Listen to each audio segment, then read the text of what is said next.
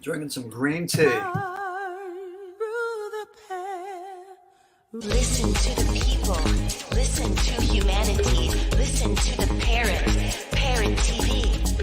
Parrot TV. Parrot TV. Parrot TV. Do you know that there is a publishing company that wants to make life easier for you as a writer? This publishing company is called World Inkers Printing and Publishing. We publish in all different languages, and we're looking for writers of all genres, all formats. We're looking for scholars, ghostwriters, playwrights, poets, short fiction, novelists, you name it. We're looking for anybody who is interested in writing and the craft of writing to be in touch with us. You can reach us at info.worldinkers@gmail.com. With World Inkers Printing and Publishing, you do not require a lot of money to publish with us. Contact us today at info.worldinkers@gmail.com. Become a winner with other authors at World Inkers Printing and Publishing. Give us a shot. We will surely finish you. Hello, welcome to World Inkers Network. I'm Dustin Pickering, your noble and honest host. We have today with us Maxim Furek, who is a former psychologist and addictions counselor, author, researcher, and speaker. He has written extensively about emerging drugs.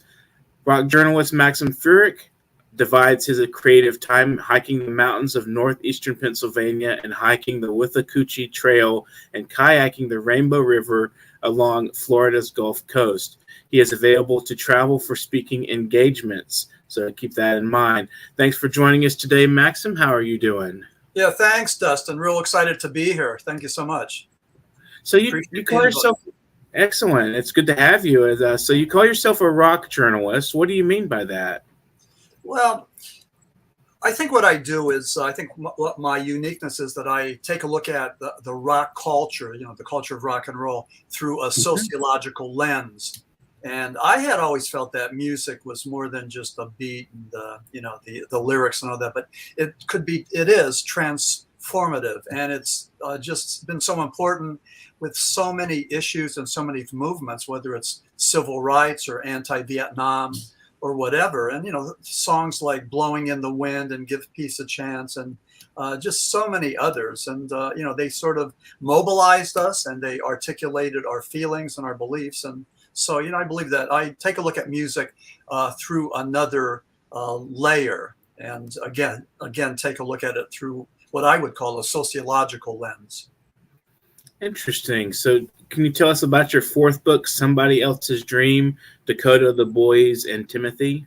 Yeah, and I suppose if I hold this up, it's probably going to be, no, it's not backwards. You can see it, right? Okay, yes. Wonderful. Okay, good. Excellent. Okay, so I finished the book. I'd been working on this for decades, and I just got sidetracked and started another project. And I think that's not unique with us authors. But during the pandemic of 2020, my wife and I were down in Florida, we're snowbirds. And during the pandemic of 2020, I decided to finish the book. And I was like everybody else. I was trying to figure out this pandemic. The whole world was sort of compressing on me. And I started to write more as to finish the book more as a therapy. And it became such a therapeutic outlet. And I don't know, just wonderful creative energies were being channeled through me. Finished the book, sent it to Sunbury Press, who really got excited about it. So they sent me a proposal and accepted the book. And then we had it published in 2021, which was the 50-year anniversary of the song Timothy. And what's important about that is my book, Somebody Else's Dream, Dakota, the Boys, and Timothy. Timothy, first of all, was the highest charting rock song in the whole northeastern, north central Pennsylvania area. So we were celebrating, the anniversary of our rock and roll heroes and this great accomplishment. It was a controversial song, but also it represented censorship. So we did get the book published in 2021, and we did make the 20-year anniversary of the song Timothy. And we've just been having, tons of book signings and presentations, and it's just been a really, fantastic time for me just to share that research with fellow, baby boomer, aficionados of rock and roll and popular culture. Hmm. So why was the song Timothy banned by stations like New York's WABC? Yeah, and that was pretty significant. First of all, if WABC, that powerhouse radio station, if they had played the song, Timothy probably would have sold another million or 1.5 million copies. But what happened was WABC refused to play the song because of content, and the inappropriate content in this case was cannibalism. So the song Timothy, that's from 1971, Scepter Records. If you were to listen to it, it's about cannibalism in a mine shaft. Playwright Rupert Holmes, the Pina Colada Man, he was 19 or 20 years old when he wrote the song, and he did it intentionally to draw notoriety to the group The Boys, Buoys. He wanted to go and get them some notoriety so that another record label other than Scepter would pick them up. Scepter was going to just let them go away, wasn't going to renew their contract. So Rupert was doing a rewrite of a song called 16 Tons. He was doing that for the Canadian pop singer Andy Kim. He also was watching The Galloping Gourmet. And then also, Rupert Holmes had just seen Suddenly Last Summer, by Tennessee Williams. And in that movie, there was a dream sequence where these young Italian kids stoned and cannibalized a pedophile. So Rupert took all those elements and put them together into the song Timothy. And even though the song was banned on so many radio stations, the kids just flocked to it. It's the forbidden fruit. We have this innate instinct to reach for some of the things that maybe we're told not to. But it did do well, and the boys were able to travel with this, travel around the United States, meet with people like Eric Clapton, like Delaney Bonnie and Friends, Frank Zappa, who is probably the most significant and important entity that they met. But they had a wonderful career, and all because of the song Timothy that was about, the ghoulish topic of cannibalism. So it sounds like he did pretty good with going towards his goal there. So wasn't he Rupert Holmes? Wasn't he the Pina Colada Man? Yeah, he was. Rupert's wore so many different hats. He did the Mystery of Edwin Drood, but he was the Pina Colada Man, and I kind of think that single-handedly he crafted the yacht rock genre. That just very lilting, easyggoing, melodic thing. But he's more than just that. I mean, he's just done so much. He worked for Scepter. He did arrangements for just tons and tons of groups, oldies groups that were trying to have a rebound. But he was quite the composer and the musician. And actually, Rupert Holmes, who wrote 5 of the songs on the Boys' inaugural Dinner music album, but Rupert then produced their second album that was supposed to be on Polydor, but unfortunately Polydor did not release it. But Rupert had produced all the songs on what would have been a really wonderful album. Wonderful. So was the Bowie song Timothy connected to the 1963 Shepton mining disaster? Oh yeah, you've tracked that down. Yeah, we think it was. In let me see if I had in 1963 there was a mine disaster in Shepton, Pennsylvania, and what happened was there were 3 guys that were entombed and only 2 came out. So back in 63, there were allegations of cannibalism. Similar. So the 1963 Shepton mining disaster had parallels with the 1971 song Timothy. And to this day, there's people that believe that the missing miner had been cannibalized by his mates. So we'll never know because they never found the body. They never found the bones. But that's part of, what I call the Shepton mythology. And Shepton is probably the best word to describe Shepton was just weird. It was just a very, very strange mining disaster. The miners claimed that they saw humanoid creatures. They saw lights, even though they were in pitch black. They saw stairways leading to heaven with ancestors sitting there, and just like really crazy stuff. And then the most profound thing, the two miners that were rescued, the one was Roman Catholic, and they both claimed that they saw the vision, the apparition of Pope John the 23rd.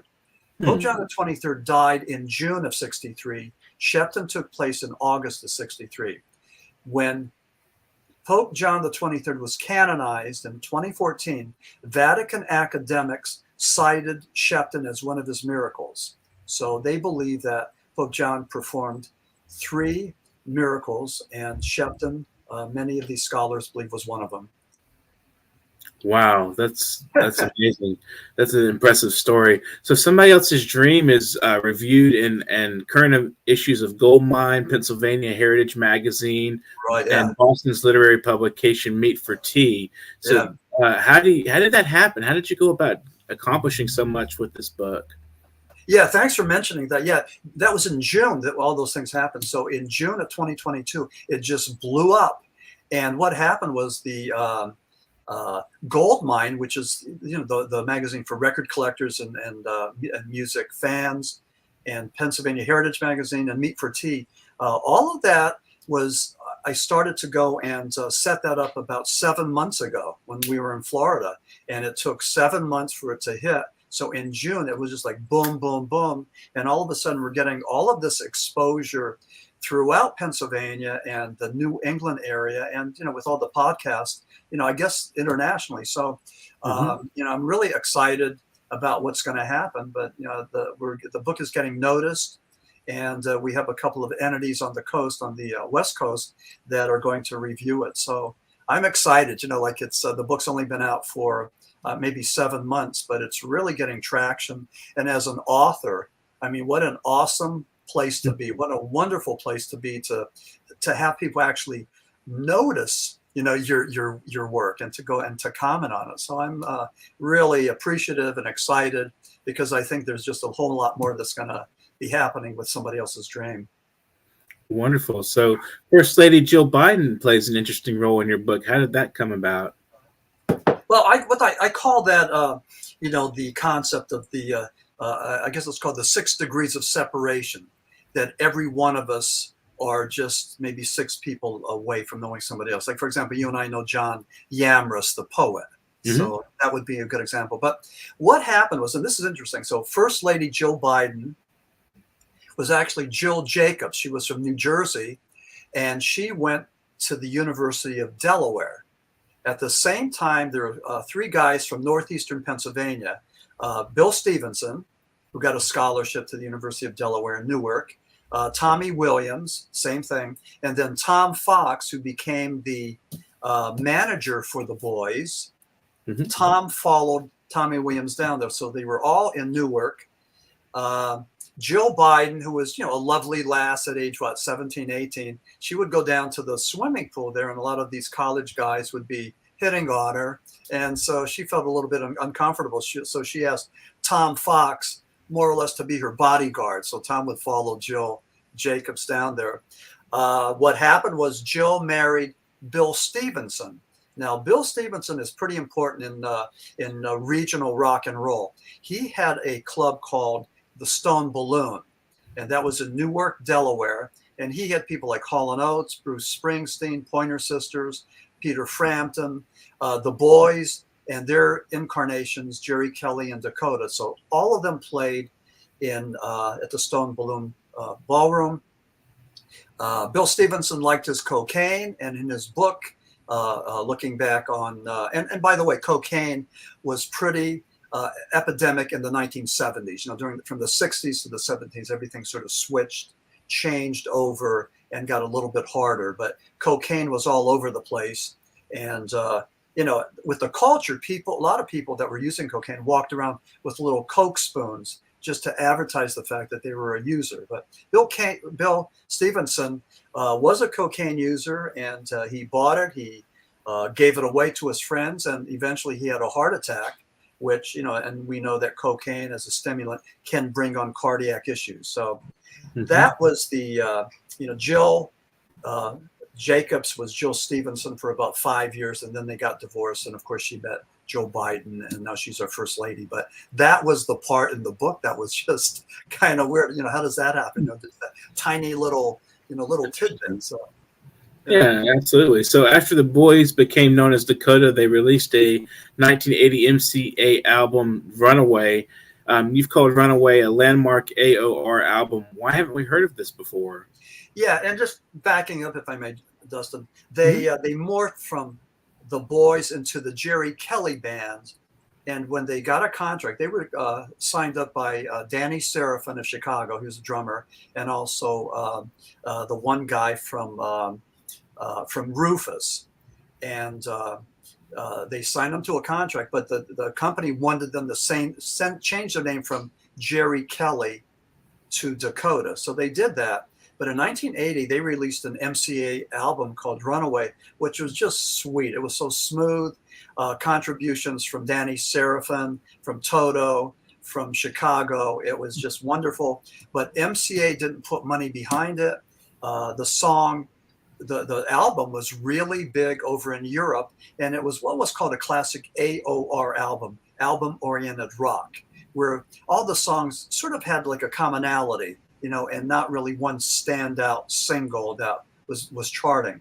But a great album to this day, 1980. If the music fans out there have a chance to check out Dakota's MCA 1980 album, it's a real treat. That's just smooth, multi-level harmonies and guitar work. Just a beautiful piece. Interesting. So we have one last question for you until we go to the break, and then we'll hear some of your writing. You also dabble in the paranormal. What is that all about? Yeah, well, what happened was, and this is kind of crazy, this was with the Shepton book. And I never went looking for that, but we launched the book in 2016, the Shepton book, and we had a really good, just a massive turnout, especially in the coal region of northeastern and north central Pennsylvania. So the book really did well. And then we had a relaunch, and I was invited to we had an article published in Fate magazine. And then I was invited to a paranormal conference in Baltimore.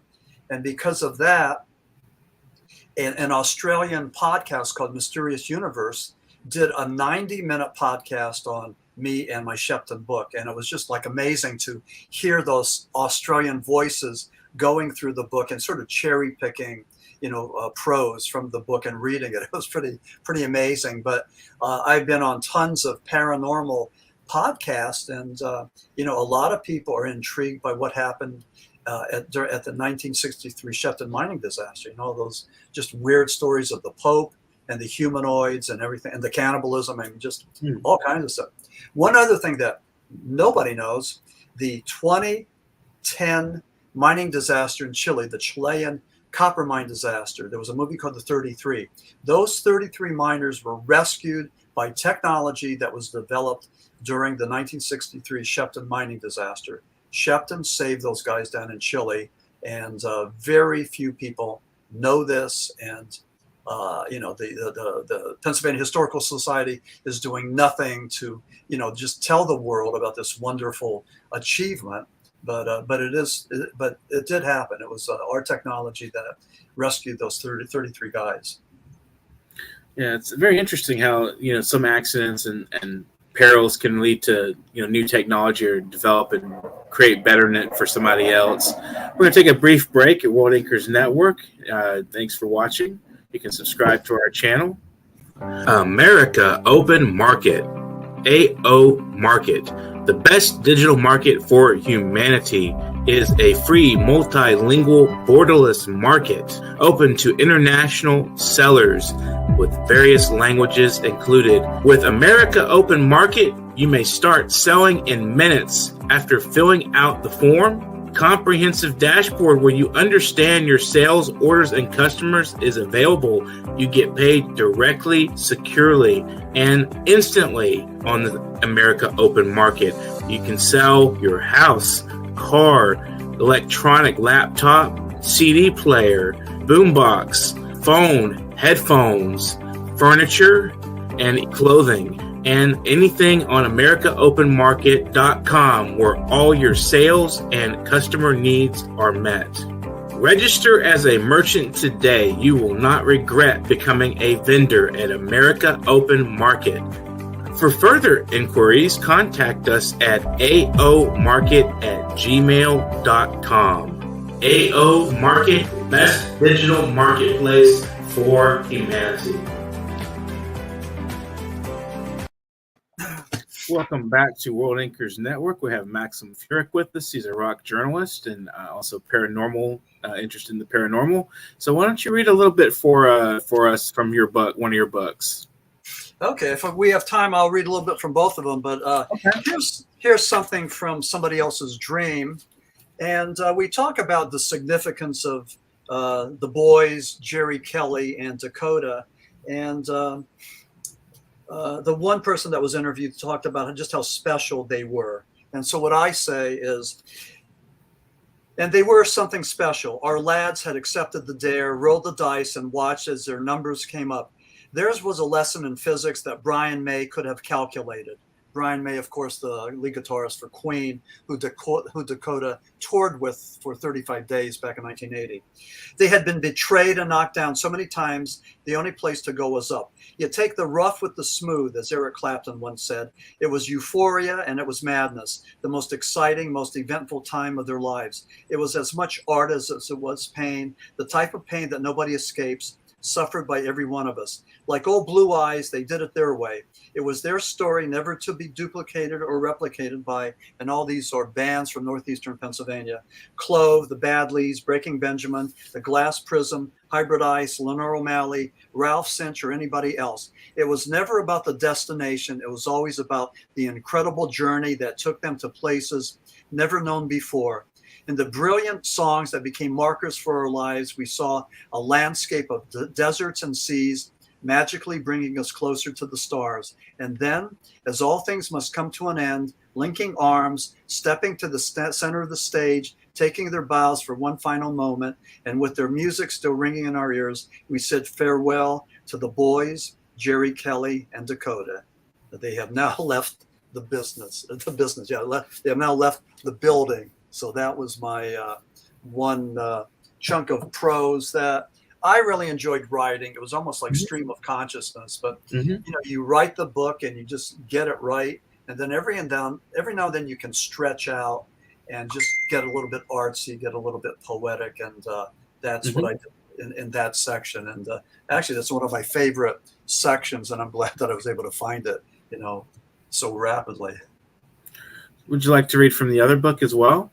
Yeah, I would. And so this is Shepton, the Myth, Miracle, and Music. And just if anyone wants to contact me, I'm at www.maximfurek.com. Maximfurek.com. But anyway, Shepton, they had to extricate these miners from a tiny little borehole. And they pulled them up. They wrapped them in parachute material.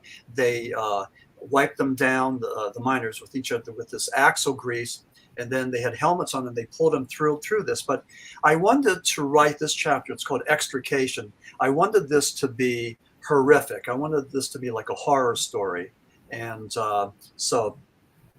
For some, claustrophobia is a condition considered worse than death. Being hauled vertically through the borehole was in many ways a more severe horror than being entombed in the cavern. Throne, one of the miners, was petrified. The thick cable tightened and began to tug him upwards slowly through the narrow opening. His arms stretched to the point of near impossibility, and he feared that his limbs would be torn from their screaming sockets. He felt throbbing, continuous pain. His anterior shoulder and upper arm muscles burned in response to the maneuver. He struggled to slow down his heartbeat to relax, but was unable to control the creature that snarled inside his chest and threatened to rupture his heart. As he gasped for breath, a dry heave lodged in his parched throat. He began to hyperventilate. His body whipped and twisted pretzel-like in slow motion as he was pulled upward. Throne's heart began to pound, his mind racing as the harness encircled him and slowly spun him around. A violent tug forced him sideways into the wall. The parched skin around his lips blanched in fear. His body shook uncontrollably. Throne tried to maintain control as a choking sense of terror A dizzying nausea filled him. The heavy cable lurched back and forth against the winch. Throne was yanked upwards. He found himself wedged against the wall, stunned but unhurt. His body began to turn in dizzying circle. The straps twisted in an impossible maze. I'm turning around a bit now, still turning around, he screamed. Go ahead, I'm still turning around. Throne was sweating, his heart screaming, adrenaline seared acid-like in his veins, his nostrils burned, and then on and on and on. And the true story, Throne, who was 28 years old, got to the top. He was rescued, and when he got to the top, he passed out. And then Felon, who was 58 years old, the older miner. And in psychology, we talk about symbiosis, a symbiotic relationship. So you had the older Felon and the younger Throne. But when Felon got up there, he was just grandstanding and talking to the rescue crew and just having a wonderful time. So it was sort of like a tale of two cities, two different personalities, but two personalities that depended on each other for survival during those 2 horrific weeks that they were entombed in the mine. That was Shepton, 63. Wow, that's fascinating. I mean, that sounds like that would be a very scary experience, but it's interesting how different people react to stresses different ways. And I talked about how I tried to take a look at the rock culture through a sociological lens. Mm-hmm. I took a look at Shepton through a psychological lens, and I wanted to try to write and explain to the reader what it would be like to be crawling on your hands and knees on shards of rock and coal in total blackness and breathing in the coal dust and just all of that. I mean, just what a horrific experience to be relegated to just to an animal to try to survive. And that's what they did. During Shepton, 1963, there were camera crews from the UK, Japan, Germany. It was a huge story. It was one of the top stories of 63. It was surpassed only by the assassination of President Kennedy in November. That took place in Texas, as you know. Mm-hmm. So I have one last question. And, sure. And I noticed that I'm looking at your website that you talk a lot about how sort of like we're obsessed with destroying celebrities, or there's like the self-destructive element. When did you discover that, and what are your insights on that subject? Yeah, well, thank you. Like, I've written for a whole lot of publications. I was writing for Counselor, the magazine for addiction and behavioral health professionals, and then also I was writing for the Sober World. And if I may, here's a cover of Hendrix that they gave me in the Sober World. But what I did was I started to write about emerging drugs of abuse, like bath salts and ecstasy, Molly, just all the variations, fentanyl and carfentanil. So I was writing about that. And then it seems like a lot of celebrities were coupled up with these drugs. So I started to write about all these celebrities that were dying. And I coined the term celebrity blood voyeurism. And by that, I mean, society has a fascination for celebrities that crash and burn, whether it's Elvis Presley, Michael Jackson, Amy Winehouse, Anna Nicole Smith, Kurt Cobain, Lane Staley. It goes on and on and on and on. It always has. And unfortunately, it always will. They're cautionary tales.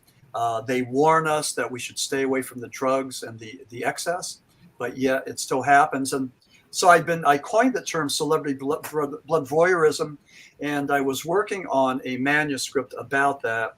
But I was trying to find, what's the fix? What's the resolution other than, the carnage and the bloodbath? Other than that, what's the message? And I'm still looking for that. It is a cautionary tale, but I think one thing I found out that it's fame. A lot of us who reach these high points of acclaim and fame, and we become celebrities, we have a hard time handling that. And many times drugs are part of that culture. Now, certainly with the 70s, with my book, Somebody Else's Dream, it was not uncommon for record executives to go and celebrate a contract, but with a couple of lines of cocaine. Cocaine was rampant. And even today, you have that excessive drug use. But I believe that the problem is with young musicians in particular, have a hard time coping with fame. I mean, you hope for fame, you wish for it, and then when you get it, man, it's this monster that's snarling and it could eat you up. I mean, it's very difficult to separate you, the human being, from you, the celebrity, up on that pedestal. And I get it's a scary proposition that many of us can't relate to because we're not in that realm, right, that super realm. And maybe that's a good. That's interesting. I mean, I find it interesting. I mean, I've noticed that tendency myself. I used to think about it, quite a bit, a lot. Seeing these, a lot of, especially rock musicians that climb to the heights and they just crash and burn. And you named quite a few. One of my favorites, Kurt Cobain. You have Jim Morrison, sure, yeah. Janis Joplin. Some of the big ones, really great singers and songwriters, and their talents are just washed under because of self-destruction. And a lot of it is, I think, the media too. The media plays a role in just constantly focusing this image. I don't know. That's just my opinion. Like I see. Yeah. Maybe we're like. Yeah, maybe we're all to blame in a sense. I don't know. I mean, but maybe I'm glad that programs like this can discuss these topics and try to figure it out, and maybe have the viewers, further the discussion, the narrative. But at some point, what can we do to stop the carnage of these celebrities? And and again, I don't know. And I've researched this extensively and written about it extensively, and I really don't have any answers. Yeah, it's a very tricky topic, and I think people, and a lot of times, just regular average people, have these self-destructive tendencies as well. And there's a lot of motives that possibly each person has to get involved in the drugs or to, lifestyles that are not healthy for them. So what advice would you give to writers and fellow scholars and thinkers out there in the conclusion of this program? Well, first of all, continue to write, because it's just a wonderful thing. We need more writers, more words. We need more readers, but it's just a wonderful thing. And if you are a fledgling writer, if you want to go and and get out there and get published, just write every day. Don't wait to be inspired. Just sit down and find a place. And like I tend to do a lot of my writing early in the morning. I'll have my coffee, I'll have a cup of coffee, and I'll just go and write maybe a couple of paragraphs, or maybe I'll finish something. But just do it and develop that habit. And it's a habit that works. You don't have to be inspired. And if you're and if you're having a day where you're having a hard time putting the words together, just play around, do freestyling, and just do a free flow, a stream of consciousness. Be artsy, be over the top. Just get something there, because out of those 2 or 3 pages, you're going to find something you're going to have something that's really good. So I enjoy writing. I enjoy being an author. And I think one of the most rewarding things for me, at least personally, is when I do a book signing and people come up to me and say, "Hey, I read your book and I liked your book." Or, I had a lady come up to me just a couple of weeks ago. She had read the Shepton book 3 times. Oh, wow. And she was thanking me. And so there was something there in the book that resonated with her. And but it's just a wonderful thing to make that connection with your readership, and that's one of the joys of being an author, a published author. So Absolutely. And one other thing, I'd like to leave you with this, if I may. Okay. There's a Japanese philosophy, and I forget what it's called, but they say if you find the thing that brings you joy, and if that thing makes the world a better place, and if that thing helps you to make some money, then you have found your purpose in life. So I think that makes a lot of sense. Yeah, it does. Would you like to give any shout outs or thank yous to supporters, family, friends, anybody that you'd like to say hello to on the program?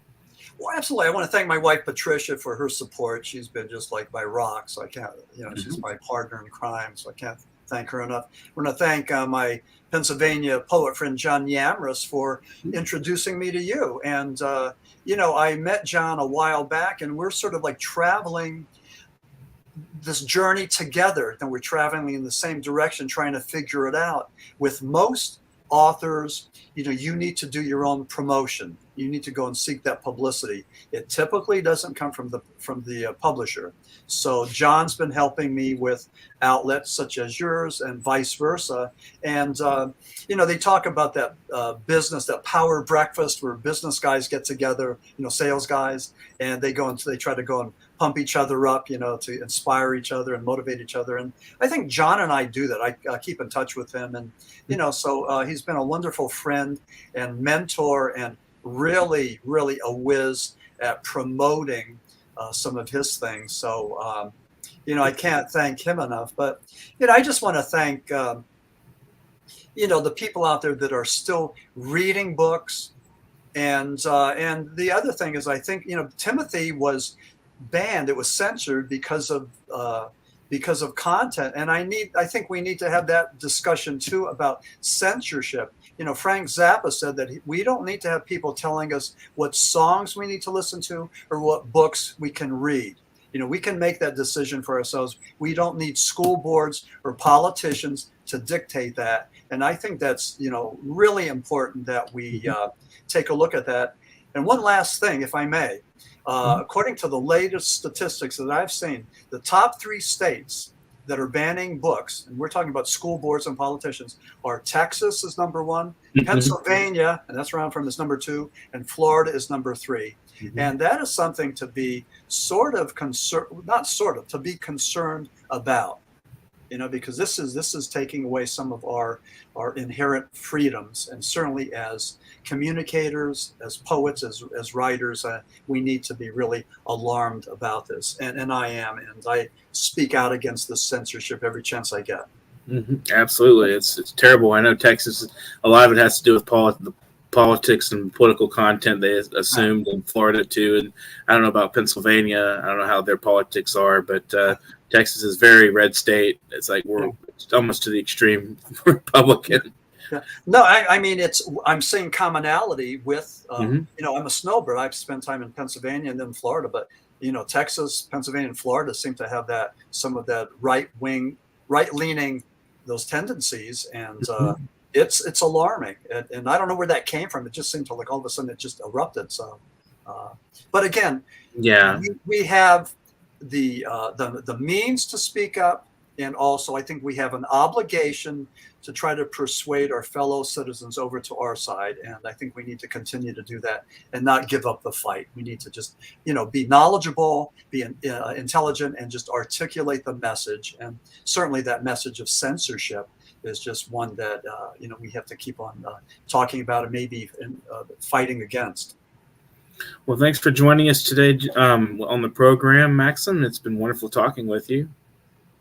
Well, thank you, Justin. I appreciate this. And again, it's www.maximfurek.com. Yeah, there it is. And thank you so much. And this was great. I mean, I love your program, and I'm going to keep on watching Parrot TV. So keep up the good work. Thank you. Thank you so much. So, if you guys out there want to donate some cash, anybody out there has a little bit of extra money to support us, it's paypal.me/nyparrot. That's paypal.me/nyparrot if you want to help out financially to keep this program alive and well. And we want to keep it going as free and as accessible as possible to all people who want to view and talk about literature and scholarship and oppose censorship, as we said. And if you guys out there want to be on the program, anybody watching today wants to be as a guest, you can get in touch with me at Literary Corner at NewYorkParrot.com. That's where you'll find me, Dustin Pickering, and that'll be a good place to write to us, to send us poetry as well. Just to say hello. If you want to spend a little, gift card in the mail to the Literary Corner at NewYorkParrot.com, and we'd love to hear from you. And just remember that, we're facing some difficult era. We're in a very repressive era and a very difficult era in human history, and we want to document that and have our discussions as freely as possible. So any politician that opposes that, give them the oust. Get them out, get them out of there. Right And you just get rid of them, just gone. So if you guys, without further ado, get out there and do some writing of your own and do some reading and some thinking and Thanks for watching World Inkers Network. Subscribe to our channel, like and share our content, comment during the program with questions you may have, and get to writing. Thank you for watching World Inkers Network. Are you curious about financial literacy? Then take a look at Professor Anthony Rivecchio's new program on Parrot TV. It's called Financial Focus University. This is an excellent program to learn about questions related to your own finances post-COVID, and how you can manage your money, how you can work with your tax situation. And this is an excellent and informative discussion of financial literacy.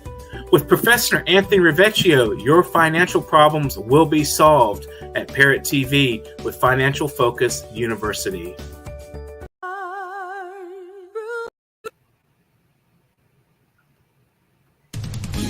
Hi, I am Dustin Pickering from Parrot Literary Corner. You know me, your noble and honest host, and I've got exciting news for you. Last anthology, Series 1, The Literary Parrot, did such a great job. We wanted to continue to provide this community service to our viewers and to our contributors to the program. So please get up and get a copy immediately. You know, if you're in this book, you want to get a copy. If you're not in the book, you want to get a copy and see what we're doing. You want to be excited with us. We want you on this program, and we hope to see you sometime soon on The Literary Parrot. You have to get your hands on this copy. It's amazing. It's an absolutely beautiful anthology meant just for you. Our past guests have been invited back to contribute yet again to this Series 2. We do this quarterly anthology. We will be doing this after our 200 episode milestone. As of this last quarter, we reached 200 episodes, and past that, get up and get a copy immediately. This is the only TV show on earth for creative writers, and our guests are amazing. They're also community activists building from the ground up. This program is for everybody out there who is a creative mind. Order several copies if you can and donate to local libraries. Give them to your friends, cousins, fans, supporters, anybody that you think loves poetry. And it's not just poetry in this book. Remember, this is creative mind. So we have prose, fiction, short stories, essays, artwork, anything you can think of, artistically creative, photographs. Everything in this book is packed. It is packed. It is just absolutely packed. If you want to get your hands on it now,